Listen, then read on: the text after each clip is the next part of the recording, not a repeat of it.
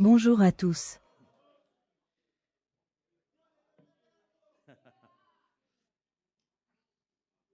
Il est très intéressant de retourner à cet endroit et dans cette pièce. Certains de ceux qui sont ici ne savent pas. Probablement la grande majorité. Mais dans cette salle, nous avons célébré la victoire du premier tour. Dans cette même pièce,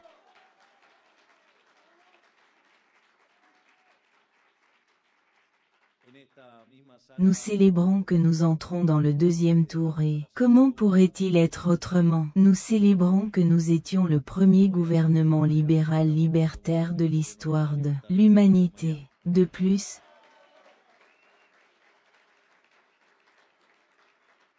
c'est intéressant car nous devions choisir un endroit où être. En fin de compte, c'est devenu ma maison. L'hôtel Libertador. Il ne pouvait pas être autrement que l'hôtel Libertador. Et comme si cela ne suffisait pas, les couleurs de l'hôtel soient violettes. C'est la couleur de la liberté progresse. C'est la couleur du signe politique qui se tiendra sur l'Argentine et qui le transformera à nouveau en pouvoir. Maintenant, en entrant dans la partie formelle, je vais essayer de ne pas s'écarter beaucoup du discours. Donc nous n'entrons pas de boucles compliquées. Mais, pour commencer, je tiens à saluer et à remercier les autorités du Forum Tech pour l'organisation d'un événement de cette importance. C'est une fierté pour moi. Être un défenseur solide d'un capitalisme commercial gratuit qui a produit la plus grande expansion technologique de notre histoire, pour pouvoir aborder un public qui parie quotidiennement pour découvrir de nouvelles solutions pour nos problèmes quotidiens, sachant qu'en cas de succès dans leur mission, leurs efforts seront plus que récompensés par le marché. Aussi rare qu'il semble entendre cela de ma bouche. Je voudrais également remercier les marxistes, avec leurs idées désastreuses. Car si ce n'était pas pour eux, Schumpeter n'aurait jamais développé le concept de destruction créative, ce qui nous rassemble tous ceux qui sont présents ici. Pour moi, le thème de Schumpeter est très intéressant. Le concept de destruction créative est dans un livre intitulé Capitalisme, socialisme et démocratie, et il développe essentiellement cette idée de destruction créative. Ces types de problèmes aujourd'hui dans le monde leur diraient presque que, bien qu'ils ne soient pas remis en question dans les modèles de littérature sur la croissance économique, et c'est d'ailleurs ma spécialisation, il est très difficile de traiter la question des régulateurs. Le concept de destruction créative est très intéressant car, évidemment, comme tout ce qui est nouveau et comme toute l'innovation, il génère toujours de la peur. Ainsi, par exemple, l'une des choses qui se trouve est que beaucoup de politiciens en ont peur. Ils ont peur du nouveau, l'inconnu, disons. L'une des grandes discussions est ce qui arrivera aux emplois. La première chose que je voudrais vous dire, c'est que, si les Luditas avaient raison, que c'est une réflexion qui est faite et qui a à voir avec Lud, qui était essentiellement quelqu'un qui a été laissé sans emploi parce que le métier à tisser est apparu. Alors, en gros, ils sont allés et ont cassé la machine. La réalité est que, si les Luditas avaient raison, aujourd'hui, le taux de chômage dans le monde serait de 87,5%.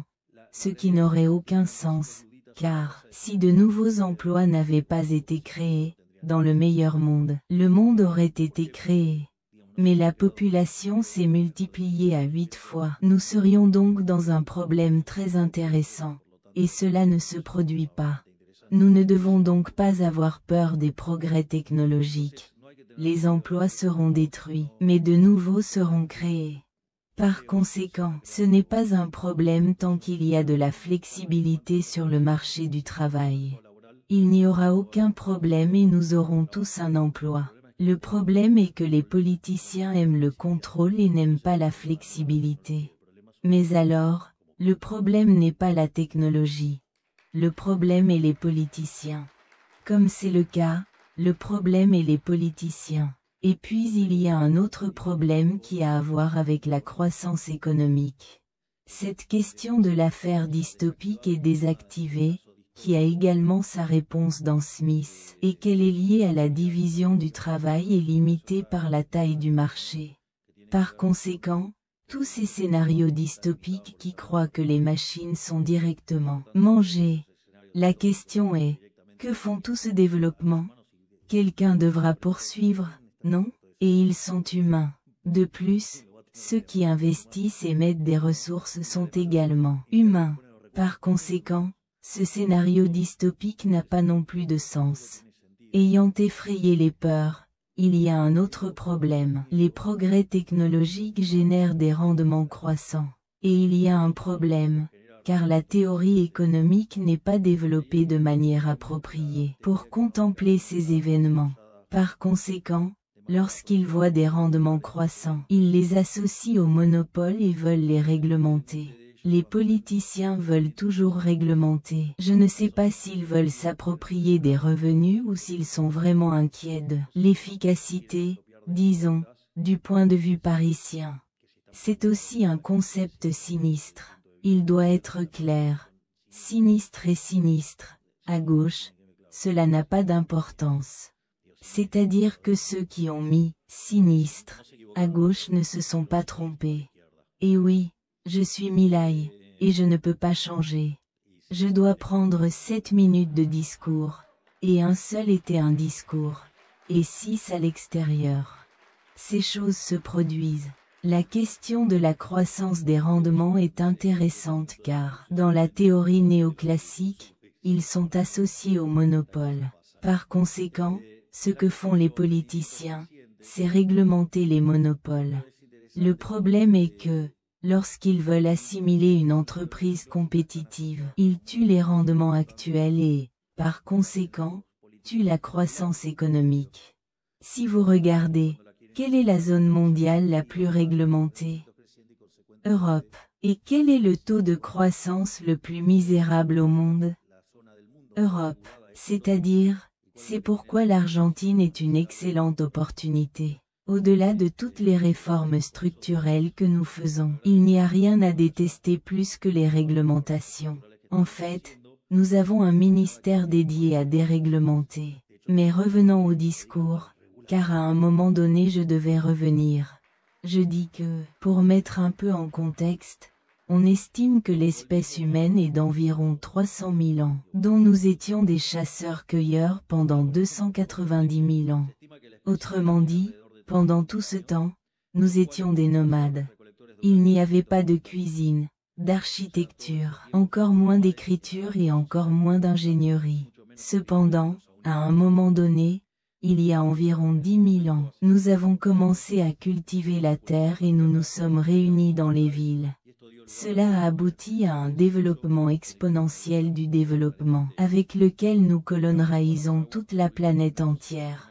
Nous naviguons toutes les eaux, nous construisons des monuments inimaginables pour nos ancêtres et conquérions des montagnes. Après les montagnes, grâce à l'exponentialité de ce processus, nous réalisons qu'au cours des 200 dernières années, le citoyen moyen avait le niveau de vie d'un empereur romain. C'était ce que je décrivais comme des performances croissantes. Vous, lorsque vous regardez l'évolution du PIB par habitant à l'époque chrétienne, disons entre l'année 0 et 2000, vous verrez quelque chose appelé « hockey stick ». C'est dans tous les livres de croissance économique et c'est comme s'il s'agissait d'un bâton, littéralement, au hockey mental. Ensuite, vous avez tous une partie longue et constante. Et soudain la queue se soulève. Fondamentalement, la partie entière constante va de l'année 0 à 1800, et la forte croissance, par exemple, là de 1800 à 2000. En fait, la croissance du PIB par habitant au cours des 1800 premières années à l'ère chrétienne était de 0,02%, soit 3500 ans nécessaires pour doubler le PIB. Le PIB par habitant, dans les années de 1800 à 2000, multiplié par 9,5 fois, dans un contexte où la population s'est multipliée par 7. Par conséquent, Voyez comment l'hypothèse de diminuer les rendements marginaux a été détruite. Et je leur dirai que tout ce qui a à voir avec l'intelligence artificielle générera cette augmentation de la productivité qui est vraiment comme un petit acte. Encore une fois, en revenant à ce que nous soulignions auparavant, en termes mathématiques, si nous prenons la presse à imprimer Gutenberg depuis 1450 comme la grande année civilisationnelle de notre espèce, nous estimons que 95% des avancées technologiques et scientifiques se sont produites après cette étape. Cela signifie que 95% des inventions humaines se sont produites dans les derniers 0,2% de l'histoire de notre espèce. Pour que nous soyons clairs sur le moment où nous vivons, nous ne vivons jamais comme nous vivons. L'homme n'a jamais été meilleur que comme il l'est maintenant. Il y a un auteur qui me fascine également dans le domaine de la croissance économique, qui s'appelle Oded Galor, qui semble que, par la force de le citant, il a commencé à me suivre sur Twitter. Oui, de plus, ils m'ont même offert de me présenter et tout. Cet auteur a fait un travail phénoménal, qui est l'unification de la théorie de la croissance économique. Parce que si vous prenez les règles entre l'annéau et 1800, cela pourrait être expliqué parfaitement par Malthus. Et si vous prenez quelles sont les 200 années qui vous suivent, en réalité, bien que le modèle solo soit une chose esthétiquement raisonnable, elle est faible. Et vous vous rendez au modèle de croissance endogène pour expliquer cette question d'accélération et d'augmentation des rendements. Et le génie de Oded Galor est que, à son modèle, il parvient à concilier la vision du modèle malthusien avec les modèles de croissance endogène. Il a deux points de tir. Le premier point de tir de la technologie a à voir avec l'imprimerie, car c'est ce qui donne lieu au capital humain. Comme il s'agit d'un modèle de capital humain, en tant que mécanisme de génération de croissance, deux facettes du capital humain sont impliquées. Non seulement la quantité de travail, mais la formation. Il y a donc une photo pour ce qui a à voir avec l'apparence de l'imprimerie, comme mécanisme de transmission de connaissances. Et il y a un autre coup qui doit faire lorsque la population atteint 1 milliard d'êtres humains. Autrement dit, au moment où la grande catastrophe prédit. Je dis « catastrophe », plus tard pour le Club de Rome et pour tous les meurtriers verts qui tournent, les néo-marxistes qui posent le problème de l'homme avec la nature et veulent réparer le monde qui tue des innocents, appellent les abandonnés. Donc, nous avons une bonne explication de ce que nous vivons. Et en retournant à l'imprimerie, ce saut évolutif a marqué qu'au cours des 2 derniers siècles, nous ne serions pas en mesure de garantir 2 repas quotidiens pour avoir conquis l'atome, l'air et l'espace, même pour discuter de la durée pour conquérir Mars ou la quantité manquante pour être remplacée par des robots ou des intelligences artificielles pour les choses quotidiennes. Une vraie merveille. Je ne sais pas si l'on vu la nouvelle version d'Optimus. C'est merveilleux. Mis à part mon admiration profonde pour Elon Musk, je ne sais pas si l'on vu le geste que fait Optimus, avec lequel maintenant, disons, je le veux un peu plus. Donc, je vous dirais que, sans aller plus loin, vous levez la main ceux qui ont déjà utilisé le chat PPT au cours des 30 derniers jours. Il a été chanté, il était criminel, sans Archer. Cette pénalité n'a pas gaspillé l'Higuaín Pipita dans une finale. Par conséquent, la technologie est le plus grand échantillon des capacités de l'être humain, à la fois au niveau individuel et collectif. Chaque innovation technologique est une étape que l'homme a pris pour résoudre un problème, lui permettant d'avoir du temps inactif pour résoudre le suivant. Comme vous le verrez, je suis optimiste et cela se voit. Ils savent qu'il y a un groupe qui sont les techniques et voient tout ce qui ne va pas. Mais eh bien, ils vont chercher avec les marxistes et avoir une place avec des hommes dans les cavernes. Le marxisme est une prophétie qui remplit s'est auto-remplie. Alors, remarquez, car c'est la logique de l'être humain. pas parce qu'il y avait l'obscurité. Nous avons inventé de l'huile de baleine pour éclairer les rues et nos maisons. Le pétrole des baleines était terminé. Nous avons découvert du charbon et de la chimie qui ont réussi à permettre ce charbon dans Kéroseno. Il n'a pas atteint le kérosène et développé l'électricité. Le charbon est coûteux et inefficace comme carburant du moteur. Nous avons trouvé et appris à traiter l'huile d'une manière moins chère et efficace. Il n'a pas atteint de nourriture pour nourrir 6 000 millions de personnes. Nous avons inventé la révolution génétique de l'agriculture, qui nous a permis de multiplier notre production et dont l'Argentine était un protagoniste spécial. Autrement dit, comme le dit un ancien proverbe, le besoin est la mère de l'inventivité. Ici, je veux aussi faire une note de couleur sur l'un des plus grands technoactivistes de l'histoire de l'humanité, qui est Julian Simon. Ce n'est pas si populaire. Je dis toujours que les pessimistes ont une meilleure presse. Si je ne sais pas pourquoi, mais j'imagine qu'il doit y avoir une explication psychologique à cela. Mais je ne sais pas. Julian Simon a déclaré que les progrès technologiques pouvaient être promus par deux côtés, soit du côté de la demande, soit du côté de l'offre. La croissance que nous venons de décrire est la croissance du côté de la demande. Autrement dit, lorsqu'un problème apparaît, si vous laissez les prix s'exprimer librement, vous trouverez une réaffectation des ressources jusqu'à ce que la solution au problème soit trouvée. En fait, j'utilise généralement cet exemple. Lorsque je dis que les entrepreneurs sont des bienfaiteurs sociaux, je peux le faire avec quelque chose de récent, dont tout le monde se souviendra. À l'époque, la Covid est apparue et le problème pandémique. L'une des choses recommandées était l'utilisation du menton et du test de masse. Cela a à voir avec un modèle, qui est utilisé pour analyser les pandémies ou les épidémies, qui est appelé SIR, sensible, infecté et retiré, où le menton réduit clairement le taux de transmission et les tests se retirent plus rapidement aux personnes infectées et donc abaissent la vitesse de transmission. Je le mentionne parce qu'hier que le monde a quitté cet être sinistre qui était le ministre de la Santé sans remise et dégoûtant que nous avions, complice de la plus grande quarantaine de cavernicolas de l'histoire, et qui était également responsable, avec l'ancien président Alberto Fernandez, de la mort de 100 000 Argentines. Parce que si l'Argentine avait fait des choses en tant que pays médiocre, il y aurait eu 30 000 morts. Mais nous avons dépensé 130 000. Par conséquent, bien qu'ils soient morts et que les gens aiment se manifester, il semble que les morts deviennent bons. C'était un fils de Reux à Southend et on se souviendra de lui comme un fils de chienne.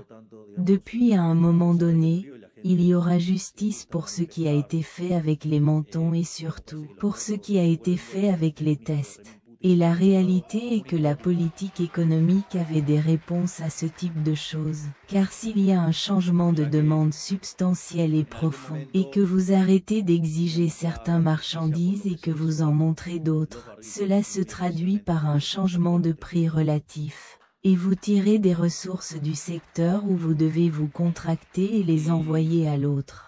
Et c'est possible parce que le signal de prix est. Le problème est que lorsque les politiciens apparaissent et veulent contrôler les prix, les ressources qui doivent baisser, mais ceux qui doivent déménager dans l'autre secteur ne se produisent pas, avec lesquels ils ont une perte d'énorme bien-être. Et dans ce cas, ces erreurs que les politiciens mettent leurs mains coûtent de nombreux êtres humains.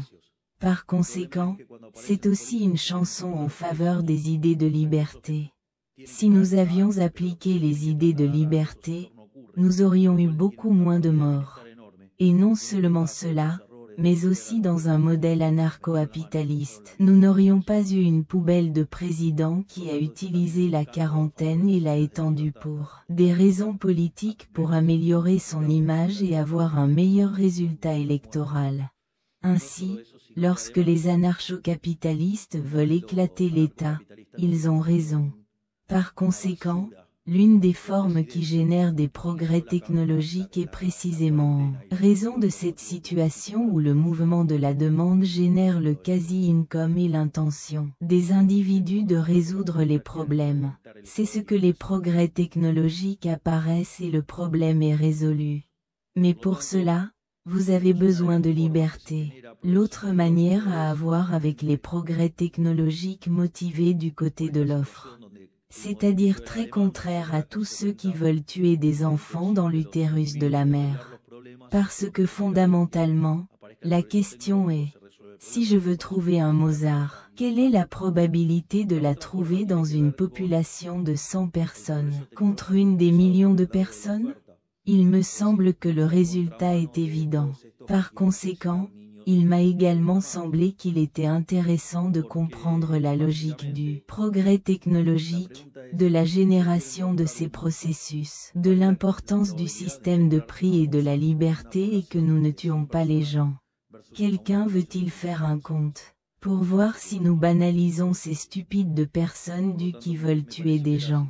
Si je te le dis, êtes-vous avec la calculatrice? Eh bien, ok, parce qu'ils disent qu'il n'y a pas de place pour tout le monde sur la planète.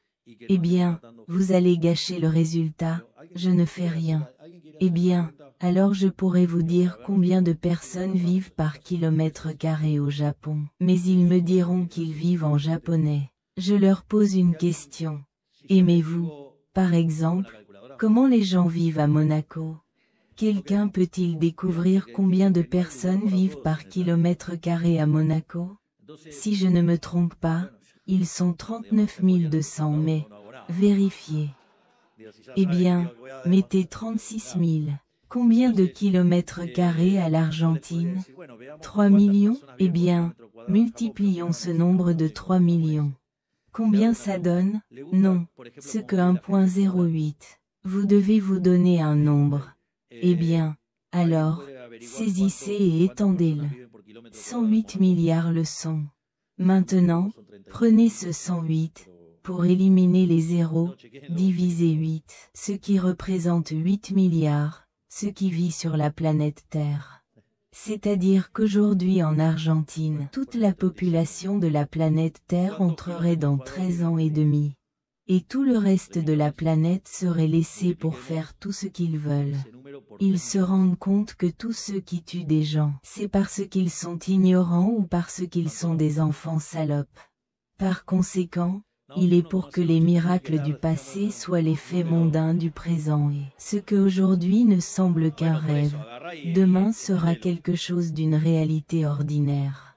De plus, de la découverte d'Internet, qui, en tant qu'exemple de cette vie miraculeuse, nous permet d'avoir la bibliothèque d'Alexandrie dans notre poche. Nous avons le luxe d'avoir un accès constant à plus d'informations que tous les grands philosophes de notre histoire combinée.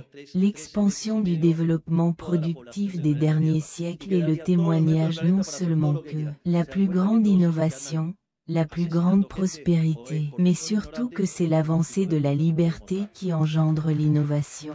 Par conséquent, dans la mesure où nous avons assuré les libertés civiles et économiques, qui sont un droit naturel de l'homme, le rythme du développement technologique s'est accéléré. Je pense que j'ai répété à la fatigue que les pays qui sont plus libres sont 12 fois plus riches que réprimés. Ils ont 25 fois moins pauvres dans le format standard et 50 fois dans le format extrême. C'est pourquoi je suis profondément engagé que l'Argentine soit le pays le plus libre de la planète, afin que nous soyons le pays le plus prospère de la planète. De plus, grâce au commerce, les nouvelles technologies développées par des tiers pourraient être accessibles, et grâce à la concurrence, les processus de découverte sont devenus de plus en plus sophistiqués et spécialisés, formant des entreprises de plus en plus complexes, dans lesquelles toutes les personnes impliquées bénéficient de chaque découverte. Quelque chose comme une combinaison de Smith-Hayek-Dixit, ce serait le cas. Tout cela, bien sûr, les héros de l'âge d'or l'Argentine le savaient et l'ont mis en œuvre. Pas pour rien que Roca ait dit que le commerce savait mieux que le gouvernement ce qui lui convient. La véritable politique consiste donc à laisser la plus haute liberté. Et ce que nous faisons. Paradoxalement, aujourd'hui, pour aller dans le futur, nous devons retrouver des vérités qui sont dans le passé de notre nation et que le reste du monde semble oublier. Il y aura toujours une offre entre le privé et l'État, entre ceux qui innovent et ceux qui réglementent, entre ceux qui génèrent et ceux qui confisquent, entre ceux qui explorent le territoire et qui tirent ensuite les cartes et tirent les limites, entre le chaos présumé du trouble et l'ordre de la peur. Cette offre devient aujourd'hui explicite dans la façon dont certains États des prétendues nations libres traitent leur secteur technologique. Les dirigeants politiques infectés du socialisme, ils imposent une réglementation à la réglementation et les visionnaires du secteur n'ont d'autre choix que de fuir. Comme l'a dit un Rand, lorsque vous remarquez que pour produire, vous devez obtenir l'autorisation de ceux qui ne produisent rien, vous pouvez affirmer sans crainte d'avoir tort que votre société soit condamnée. Double-cliquez sur ce que j'ai mentionné uniquement par l'individu souhaitant se débarrasser des griffes d'État. Le jour de la date a été largement joué par les référents de la technologie, de la blockchain et des crypto-monnaies, qui sont proposés pour lancer le conseil d'administration à bien des égards. Le premier et le plus important d'entre eux est qu'ils ont l'intention de séparer le pouvoir politique du contrôle économique. Comme Hayek l'attendait, c'est une preuve complète que l'individu a dit suffisamment à l'État et a décidé de mettre un frein là où ça fait mal, qui est la poche.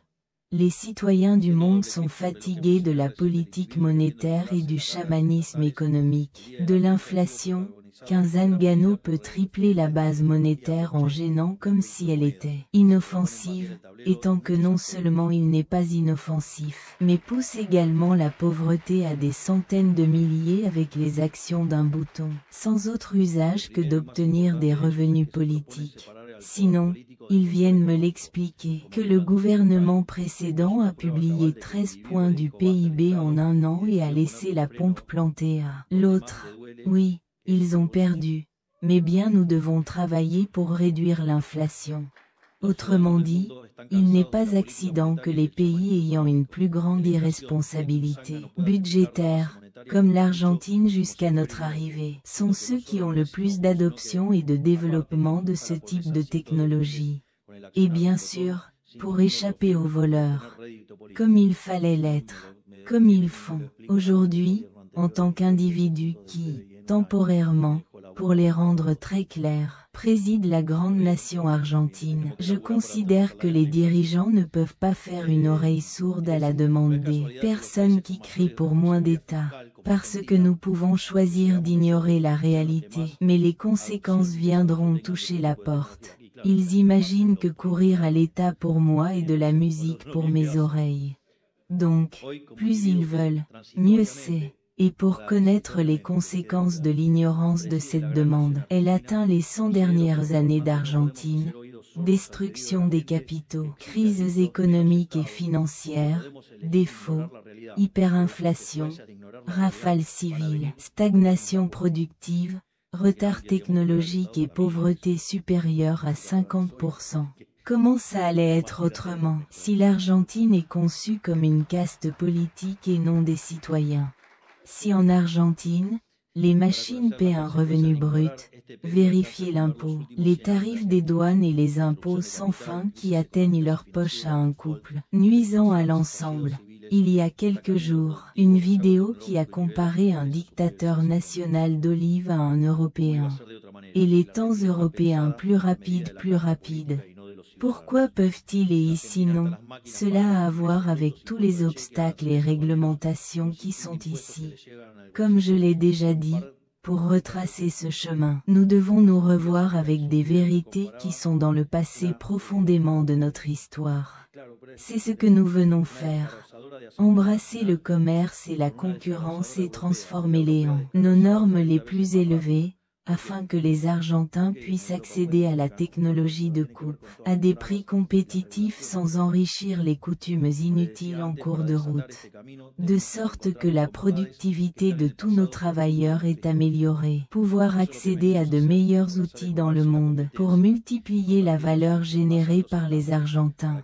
Comme nous l'avons proposé dans le pacte de mai, nous travaillons à proposer un modèle fédéral marqué par une concurrence budgétaire, avec peu d'impôts nationaux pour garantir le fonctionnement de l'État et de la sécurité, afin que chaque province et la municipalité puissent décider quel fardeau fiscal veut imposer à ses citoyens, et être ceux qui ont la possibilité de choisir le style de vie qu'ils souhaitent, et de savoir parfaitement ce qu'ils reçoivent ou ce qu'ils sont censés recevoir pour les taxes qu'ils paient. En fait, nous progressons dans ce domaine. Nous obligeons les frais municipaux à retirer des factures, et ceux qui résistent et ne veulent pas le faire, nous retirons les succursales de la Banque nationale. Et sinon, nous proposons au Banco Nación de le séparer afin qu'ils sachent combien cela a à voir avec le service et combien avec les dégénérés fiscaux.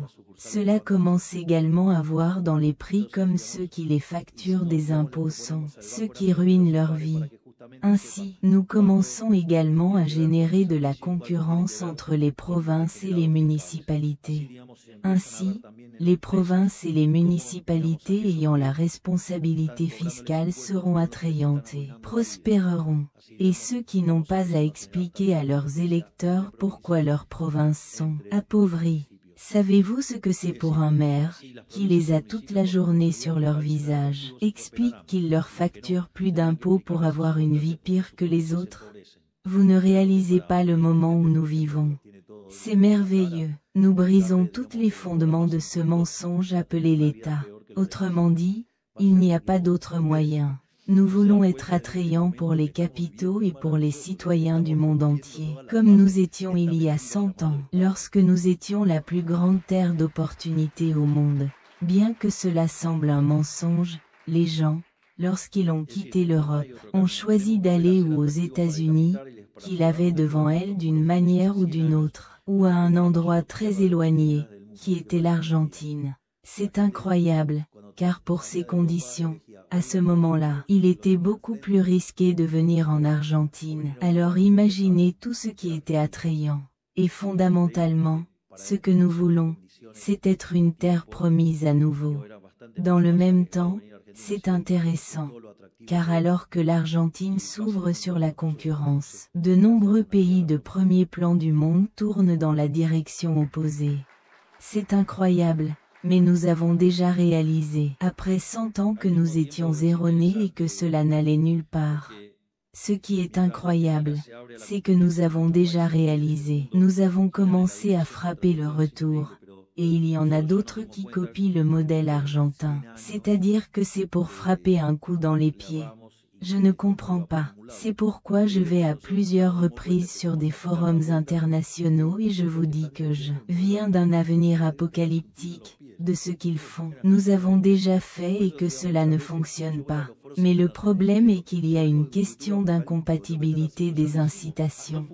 Si vous vous souvenez, pendant la campagne, je disais que, même si un politicien traditionnel vous demande le vote pour vous donner le pouvoir de transformer votre vie, et en moyen de transformer le vôtre, nous avons demandé le vote pour retourner le pouvoir aux citoyens, afin qu'ils soient les architectes de leur propre avenir. De toute évidence, dans la boîte du politicien, la différence est substantielle.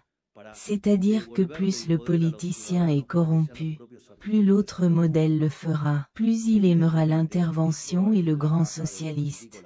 Car au milieu, il reste avec plus d'argent. Comme le dicton que celui qui distribue reste avec la meilleure partie. Eh bien, c'est de cela qu'il s'agit. Nous n'aimons pas ce modèle. Nous voulons retourner la liberté aux citoyens et ce que nous faisons, avec la loi de base et la DNU, nous avons fait une réforme structurelle 8 fois plus grande que celle faite par Menem, étant que Menem a fait la plus grande réforme structurelle de l'histoire argentine. Autrement dit, Vous êtes vraiment confrontés à un moment historique où nous avons fait la plus grande réforme structurelle de l'histoire argentine. Et nous l'avons fait avec 15% de la Chambre des députés et 10% du Sénat. C'était impossible, nous l'avons fait. Il n'y a rien qui n'est pas impossible. Aucun de vos rêves n'est impossible. Tous vos rêves peuvent se réaliser. Tout ce dont ils ont besoin, c'est d'avoir confiance. Et la confiance l'aura lorsque vous serez à vos propres chaussures et non lorsque vous faites l'État pour vous, car alors vous ne ferez rien. De plus, ces deux réformes, qui sont en fait de 800, mais dans deux paquets, impliquent un saut dans les niveaux de liberté économique de 90 positions. Autrement dit, aujourd'hui, l'Argentine commencerait à ressembler à des pays comme l'Allemagne, la France ou l'Italie. Mais cela ne me suffit pas. Nous avons 3200 réformes structurelles en attente. Et notre objectif est de devenir sans aucun doute dans le pays le plus libre de la planète et de ne pas douter que nous y parviendrons. Ainsi, alors que certains pouvoirs de l'Occident minimisent le rôle de la liberté dans le développement technologique et, par conséquent, dans la prospérité elle-même, l'Argentine embrasse les idées de liberté après plus d'un siècle. Et tandis que les pays développés deviennent lourds dans les réglementations injustifiées et effrayent les investissements technologiques, nous supprimons les réglementations et invitons les capitales argentines et le monde à se développer ici. Nous voulons être un abri pour ceux qui parient sur le développement technologique, ici et dans toute la planète, car nous faisons confiance à la relation naturelle entre la liberté, l'innovation et le progrès économique. Parce que comme nous avons appris que l'alternative à la liberté, l'innovation et le progrès est la misère dans laquelle nous nous sommes habitués à vivre.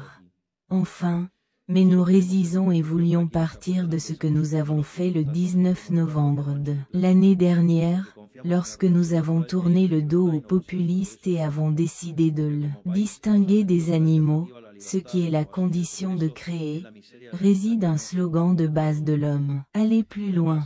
Parce que lorsque nous atteignons un objectif, nous ne sommes pas assis dans nos lauriers. Nous nous demandons ce qui suit et rechercher la frontière suivante. Avancez toujours, ne revenez jamais. C'est pourquoi l'optimisme technologique est presque une obligation morale, car notre avenir en dépend.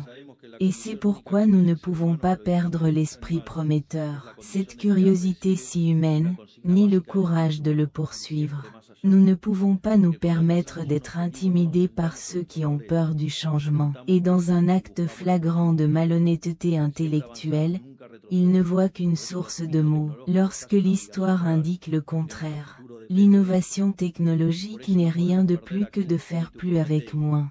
Vous n'avez pas besoin d'avoir peur. Au contraire, vous devez avoir peur de l'inertie, de l'immobilité, de la stagnation. De plus, la seule chose à craindre est la peur elle-même. Eh bien, nous nous connaissons déjà.